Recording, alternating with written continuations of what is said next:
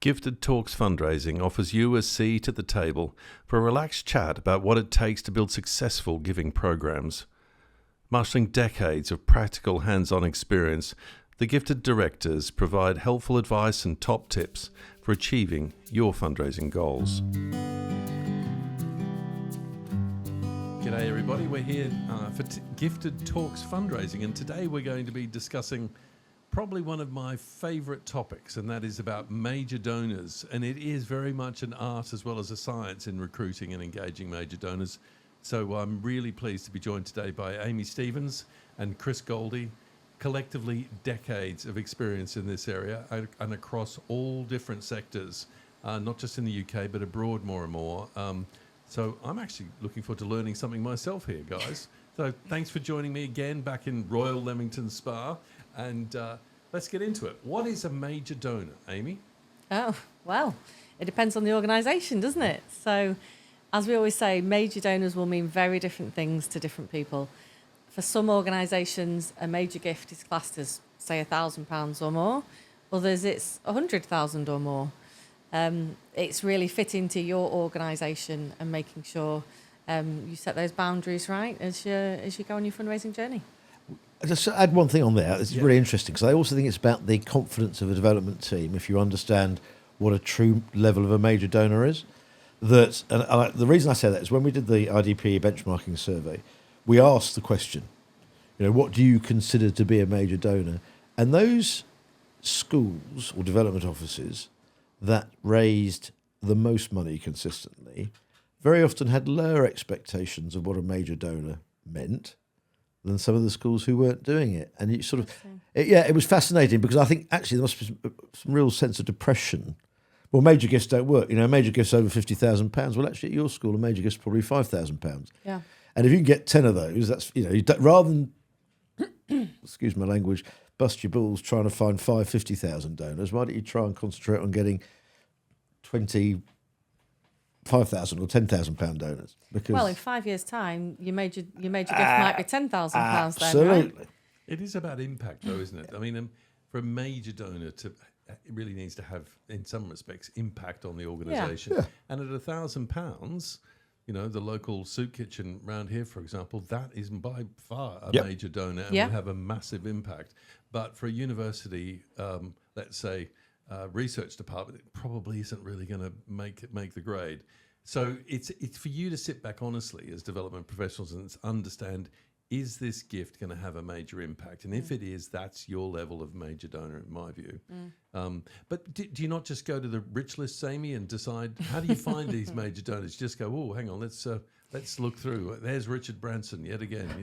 Gosh, how often do we hear that? We see I will say the one thing I do like the rich list, particularly the giving list for, is to see what patterns have happened in the past year and what people are giving to. I think that's interesting. And we've seen a big shift in recent years, haven't we, in the kind of causes that are receiving the most support from the biggest givers in the country. And geographically, actually, it's the other thing I find quite interesting about the rich list is you can look at one of the good exercises very often is to go online after the rich list has been published. Yeah. Go to regional newspapers and say, who are the 10 richest people in the West Midlands, or who are, and that way you start to get a sense of who actually the real players are. Yeah. So in your research, Chris, where else do you go to sort of try and determine who are the most likely prospects to be major donors? Well, it's got to come from either the networks that you already have, so your community of stakeholders. So in a school's environment, that's almost certainly alumni and or parents, former or current. Yeah. In charitable organisations, it might well be your previous donors. What are the giving patterns? Are the people who have given consistently? When I worked on a big campaign for a theatre a number of years ago, we looked at the number of times people attended. Okay. And what sort of shows they attended. Because if they were coming to the opera, it was a big regional touring company, did they go to, 2 farces and a panto, or did they come to 2 times Shakespeare and 2 operas?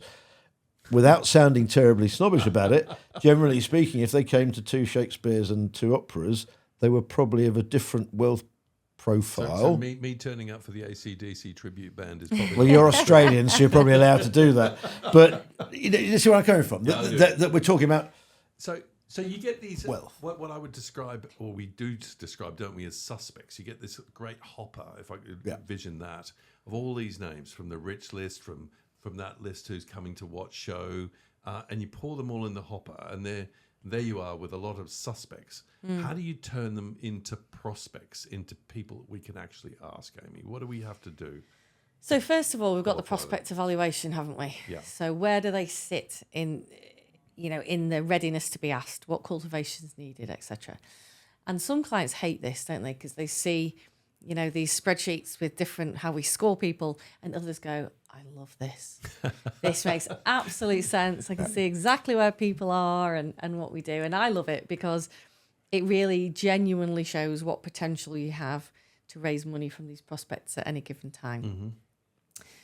So we have the 4 categories in prospect evaluation, don't we? So does somebody we had a separate podcast on this, but please remind we us. do. Yeah. We do.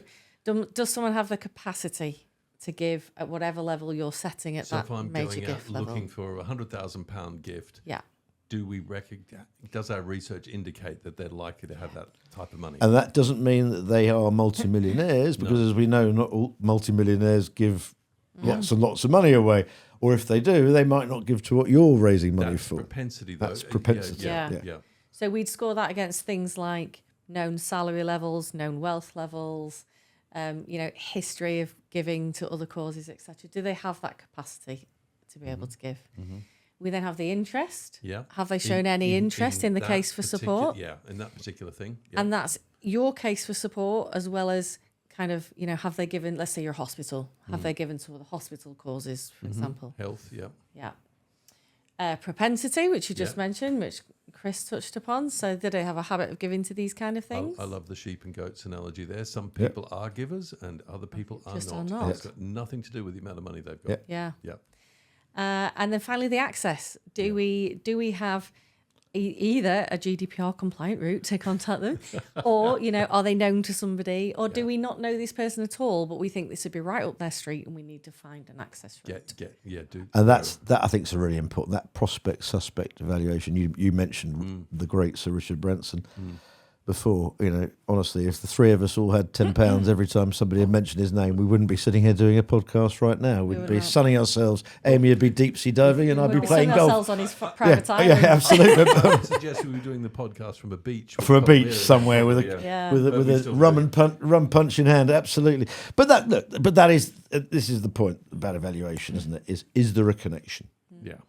Is there a connection that can be leveraged? Because a distant connection is no connection. No, it's not. And it's a lot of investment to build that connection. It's the other point to recognise. But just in summary then, having decided on what your major gift level is because of their impact on your case or your project or your organisation, £1,000, £100,000, whatever that number is, then using research tools, you develop a great list of suspects, a super long list. In fact, I even heard somebody go through their own database and say, right, any address that's got a house name in it, we're going to put them in the suspects list.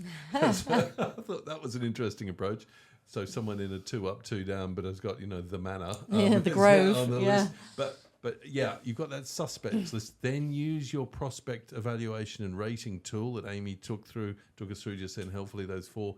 And then you end up with a qualified pool, and it's relatively short pool normally, of major gift prospects that you can focus your time on. That's the real Absolutely, your top prospect list, and that, numerically that could be 20, it could be 30, it could be 40.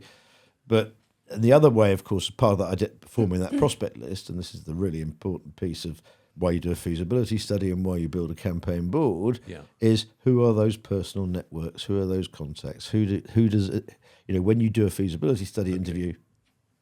That is really good. So in the study interview, very often Who you do can you know? ask, who do you know? Who do you think might be interested in giving? Because you're using the scale of giving at this level to achieve this result. Those prospect listing sessions are really important. In the old days, before computers even, when I was first fundraising, we used to have prospect listing sessions. We'd get people together, usually with a glass of wine, because alcohol always helps in my view. And we would talk about the case and the scale of giving and then focus in on those top 10 gifts. Who do you think might be able to make one of those? And people start to loosen up. It's a cone of silence. It was Chatham House rules. they could say who they liked, but there was never going to be anything to leave the room that said that they'd dobbed somebody in.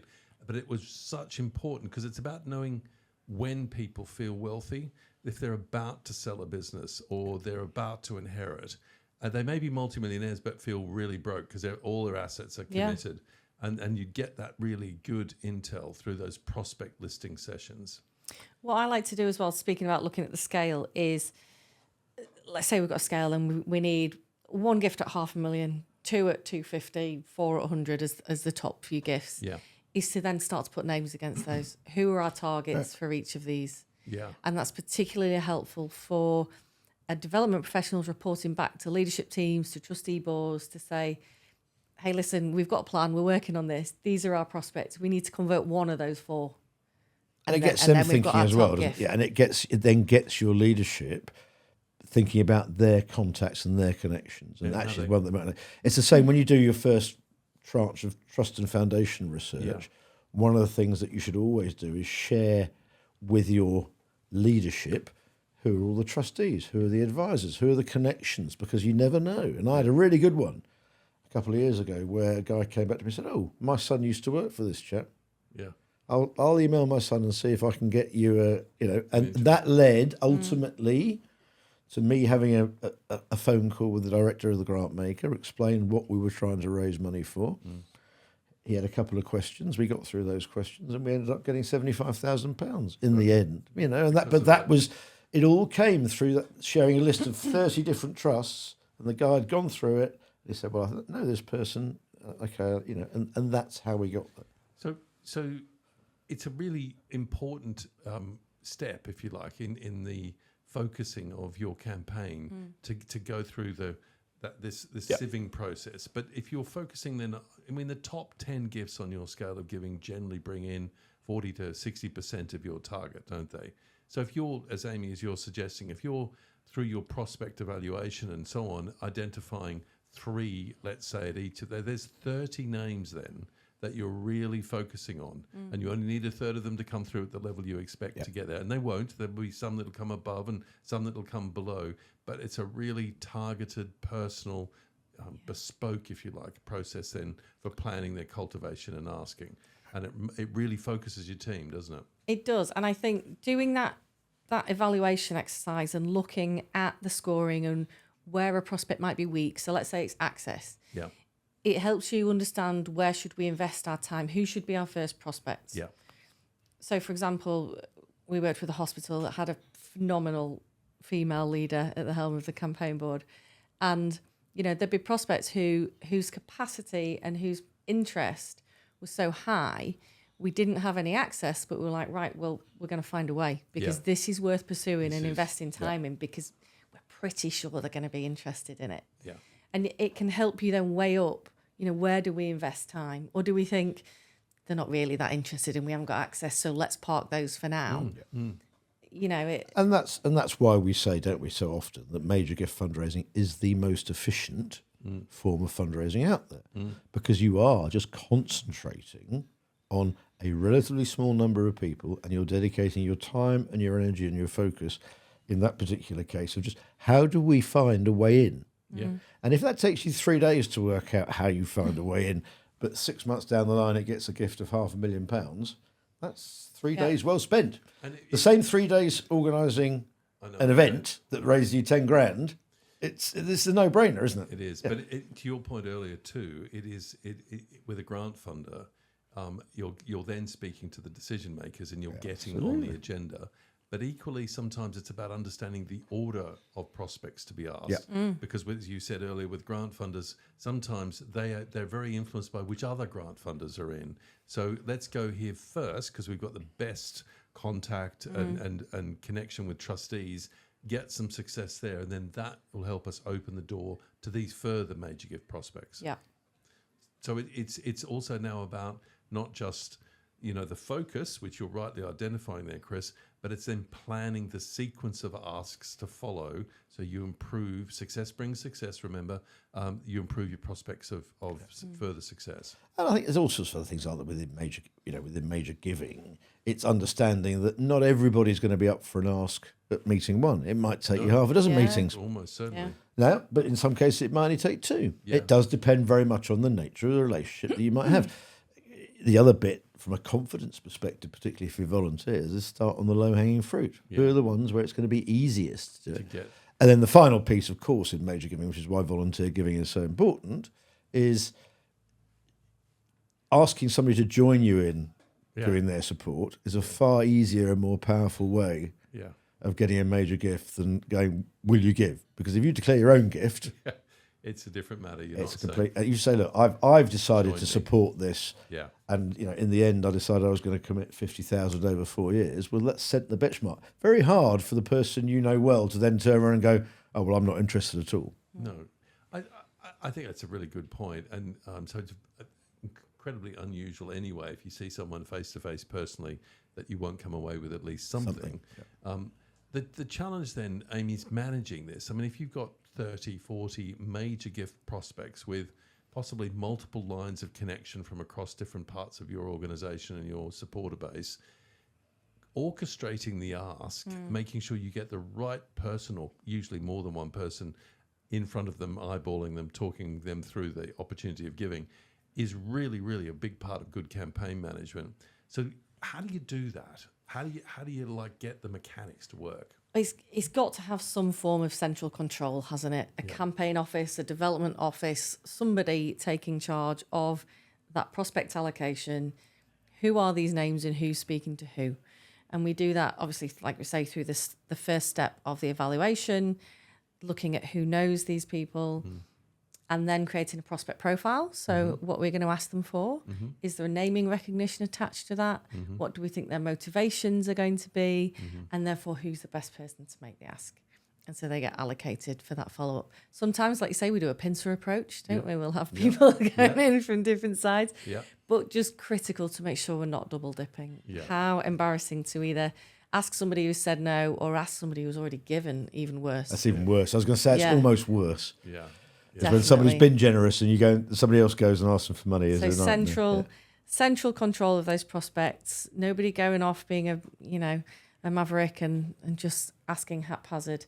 And that brings us kind of round to one of our earlier podcasts, which is about kind of recruiting people and people understanding their roles and responsibilities and what they need to do when asking, isn't it? Yeah, no, I think it's major giving is fabulous if you get it right, and it's a form of fundraising that we know can be hugely effective. The statistics would bear out that those organisations that raise the most money, generally speaking, have fabulous major gift programs in place. Some of them may be patron type schemes with different tiers. Some may be much more individually focused, but you've got huge flexibility in the offering that you can make, the way you can present a case. It can be something specific. It can fund a project. It can fund a bursary. It is a way of being able to make the donor feel like they've got control and ownership over their financial support. And that way they are doubly motivated to sign up to it. And even if they make a pledge over 5 years, they're not going to dip out of that pledge because they feel invested in it. They own it. Yeah. It's interesting, the dance, if you like, that you have to go through. Once you've built the relationship with the prospect, and your point, Amy, about how you then, who opens the batting, literally goes in and starts the process of solicitation, and then the side influences, you plan, someone knows they're going to meet them at a board meeting at such and such a time, and they happen to mention they're supporting the campaign and how brilliant it all is, in all innocence, in inverted commas, influencing the donor. And then that whole, people don't appreciate the amount of work that goes into doing that properly. And then, of course, once they have given, managing the relationship beyond that. Because funnily enough, people tend to solicit gifts, volunteers tend to solicit gifts at the same level of their own giving, to your point about join me. So if the bigger prize, very often, if you get a major donor, then they very often will solicit other major gifts for you successfully. I had a case in point at a university in the Northeast. were a really powerful local businessman. I mean, he owned the local football club, et cetera, but he was known as being the moths flew out of his wallet when he opened it. You know, he was a really tough guy to get money out of. He chaired the University Development Trust and had never given. Finally got him to give a 7-figure gift. Well, we got 4. He asked 4 other people and was successful, every one. So the university went from raising £3,000 in philanthropic money in the year before to over 4 million the following year off 5 gifts. And I'm very aware. I'm very aware of one school that had £100 million campaign, and they recruited a very good person to be chairman who was willing to give a 7-figure gift. And his contribution was to go to 9 other alumni of this institution. Yeah. And get them all to give £1 million. And before they had asked anybody else, they already had £10 million in commitments. So it's super important they're allocated. So nobody else is messing up this process. You know, it's a very important choreographed sort of process of that solicitation across major. And the point I make, just thinking about it, so we don't put off all the schools that think £1 million gifts we never get.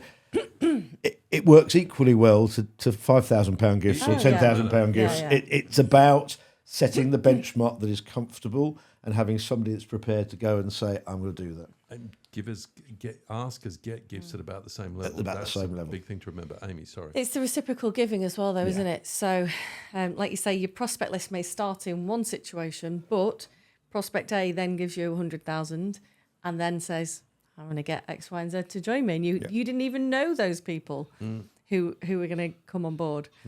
And I had that with an animal charity that we worked with recently, who 6-figure donor. He was hilarious. He was also very Yorkshire, so he liked me. And every time I rang, he'd just say, "How much do you want now?" Just like that, straight out. Come on, what do you want now? Tell me what I'm paying for. Yeah. And half the time I was just ringing to give him an update, but he also. But you took the opportunity. I did, yeah. And he opened his networks and said, "Why haven't we asked so and so?" I'll ask him. I'll ask him when I next see him. Brilliant. And so coming back to your major gift prospects and how you develop your list, that's why that personal knowledge is so important. Because the more people think about it, the more names they'll come up with. Particularly if they've already given, because they've invested, and now they're thinking, well, he should bloody well be doing it. She should be doing it. They should be, they've got lots of money. They should be doing it. It's not just about obligation, which I understand, but it can also be about opportunity, about they're eminent, successful people in this community at this time, and like me, they would want to be involved, and we should ask them. But the most important bit of that is once you've got somebody making those recommendations, they're also the people that will go and open that door for you. Because the ownership, isn't it interesting? The ownership for the campaign success is now moving away from the sort of campaign manager, trustee, home team to these major donors. So Amy's wealthy Yorkshireman didn't just throw a bunch of names at Amy and say, right, go and speak to them. No, he didn't. He went, I'll get in touch with them and I'll get back to you when I've spoken to them. He's a proper Yorkshireman. Well, but that's to be fair, I'm going to defend Southerners now. I mean, I'm sure that works equally. When Amy raised a lot of money one year for a statue from 3 different very wealthy families, it was literally one saying, I'll put you in touch with them and I'll put you in touch with them, and boom. I think that was one of the fastest campaigns we've ever run. It was an afternoon. Campaign. All sorted. Yeah, all done. Many millions raised. I think it's one to talk about. But again, it was a classic example, and that just shows relative scales of major giving. That just happened to be at uber, ultra high net worth level. Yeah. But they all knew each other, and once family number 1 are given, family number 2 and family number 3 almost had to give. So in your development plan, campaign plan, if you there's got to be a piece there surely on focus on major gifts, as you said earlier, whatever level, £1,000, £100,000, whatever, because without that focus, applying the old 80-20 rule, you'll never really raise the sort of sums of money you could. But what are the KPIs? What sort of measures? I'm thinking about the bursars out there and the finance directors. What would they need to be looking for performance in major gifts, rather than just saying, "Oh yes, I'm having a lot of these really nice lunches with these rich people"? What are the things if you were them, you would want to be seeing? What are the KPIs? Well, I think that's why the evaluation is important, because then we can say we've got 10 prospects. Yep. Who are scoring 80 out of 100, which means they're ready to be asked. Right. So we're focusing on those over the next 6 months. And another 10 that need to be cultivated. Exactly. Right. So they're going to come to an event, and then And then you can look at potential, obviously, target amounts and conversion rates and set some rough So- kind of KPIs on what you might turn over from So that. do you, Chris? Do you put a range of if your rating is we talked about evaluation, but rating is saying I reckon they're capable of giving somewhere between this and that. Do you do that? Yes and no. I think you can do it with the people that you speak to, particularly during a feasibility study. You know, we're all three of us, and it's changed a bit since COVID, and now more and more video call interviews. But the old pen and scale of giving test was a fantastic good guide one. Very good. for being able to say, well, you know, if I gave you that much, how much tax am I saving? Well, Yeah. that gives you a pretty clear steer It does. as to what they're going to do. And then if you work on that theory, the same person has said that, well, they could probably introduce you to 3 or 4 more people and they're all going to give it the same level. It's not rocket science. Let's say that it was a 25 grand. Well, that's 5 people who we think are going to be giving around 25 grand. So there's 125,000 plus gift aid. Yeah. So let's say 100, but they won't all be gift aid. So let's say there's 150 from 5 donors. Yep. And if you've got 5 times of those, suddenly you've got 750,000 or whatever it might be. Yeah. Spot on. And that's the way that you can start to put, but then the KPI for the Bursa is we're going to have it's where the private phase of a capital campaign comes in. You know, we're going to run a private phase from March to November. And by the end of November, we hope to have raised X in commitments, in pledges and gifts. And it's, But more importantly, we will have spoken to, we've got a top prospect list, we will have spoken to, or would have spoken to and got a decision one way or the other yeah. out of 30 of our top 40. So there's clearance of asking. Yep. There's financial measures as a KPI. Numbers of meetings is another good KPI.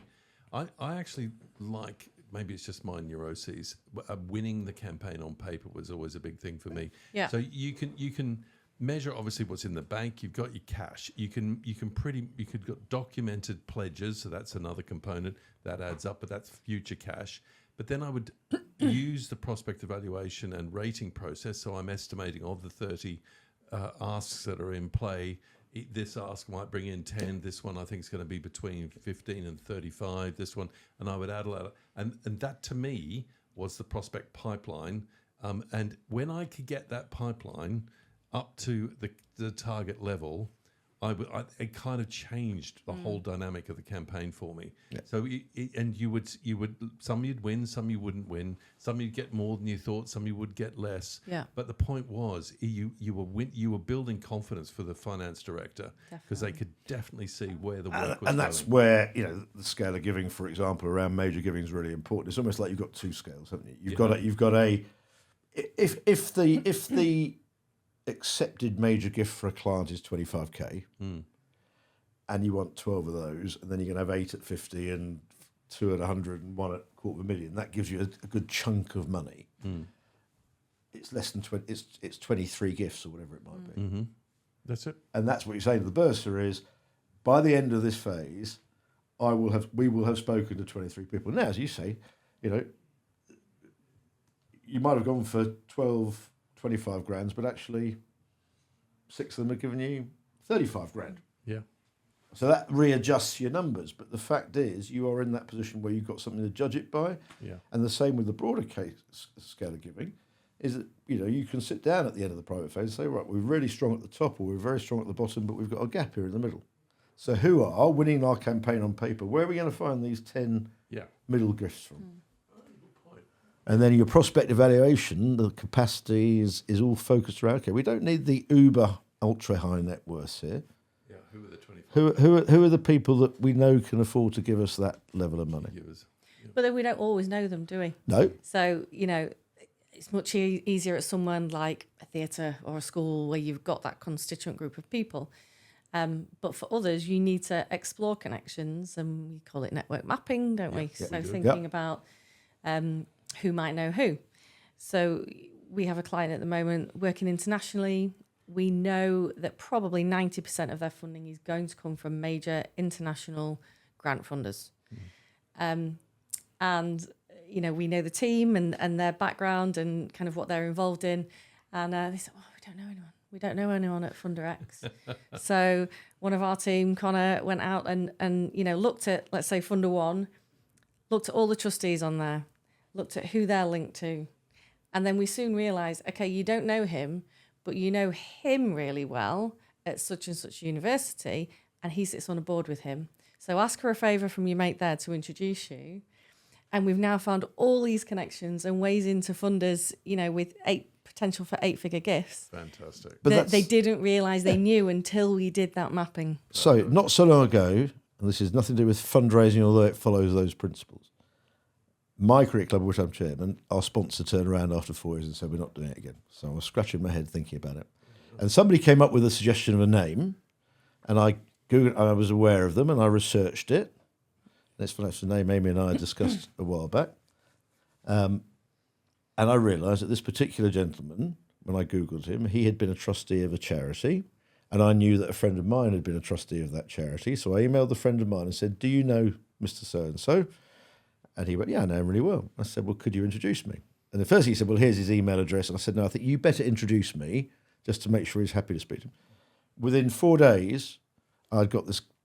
We exchanged WhatsApp numbers. He said, WhatsApp me, let me know what you're after. I did that. He passed me on to somebody else. Guy rang me up. Within 48 hours, we had a replacement sponsor in place. Fabulous. And that's just applying. And when I spoke to the guy, he said, well, you've done the right thing. You've gone to the top. I said, well, I'm a fundraising consultant. Yeah, exactly. At the end of the day, I just applied the principles that I give all my Yeah, clients, exactly. and I've used it for my own personal gain. But to me, it was a really good common example of just knowing, thinking laterally. Okay, I don't know this guy, but I know this guy, and he knows him. So I'm How going. do we make that link? Yeah. No, it's so important. I think it's the most exciting part of fundraising is major gifts fundraising, and the art that it constantly evolves as it does in any human chemistry situation. But the outcomes are hugely impactful. I know it's an area you both are well practiced in, so thank you for coming along today and sharing your wisdom. Any final thoughts from you, Amy, you'd like to share before we sign off? I would say sometimes it's really hard, and it takes you months and months and multiple meetings and failed connections, and other times it's really easy and you meet someone for the first time and ask them and they say yes. So if you do that prep, you're putting yourself in a good space to move forward and get the best result possible, but that preparation is key. It is. I think we've recently done some webinars around asking, Yeah. and actually, and we've all run workshops for volunteer leadership and stuff. And I think what you really get out of those and you see is that realisation that asking people for money, particularly potential major donors for money, is not as gut-wrenchingly awful as you think it's going to be. No. If you do it properly. Yeah. And that's why I think, being able to use the experience of people like us to just guide you through that process. So you're reassured, and at the end of it, you can do the prospect. I did a workshop recently where we did the prospect evaluation and allocation after the workshop. Yeah. And it was all fresh in their heads, and they went through this list of about 60 people. Well, I know this guy really well, and I know. Look, and by the end of that, It's so they productive. had their lists. Hugely Yeah, productive. And it was massively productive. And they went away, I think, confident that they could now pick up the phone or send an email or make an introduction, whatever it might be, and start that process. Because as Amy says, you've then got to have the patience to be able to take it through Yeah. the various stages. Yeah, Chris, thank you both. Well, I'll let you escape back to the motorways, but brilliant to join together here in Leamington Spa, Royal Leamington Spa, Royal Leamington Spa. Royal. to discuss our favourite subject of major donors. And we look forward to all our listeners joining us again, hopefully for the next podcasts on Gifted Talks Fundraising. Thank you, Amy. Thanks, Chris. Thanks for pulling up a chair and joining our conversation today. Please share any comments or even post some questions for future episodes by emailing us at inquiries@giftedphilanthropy.com.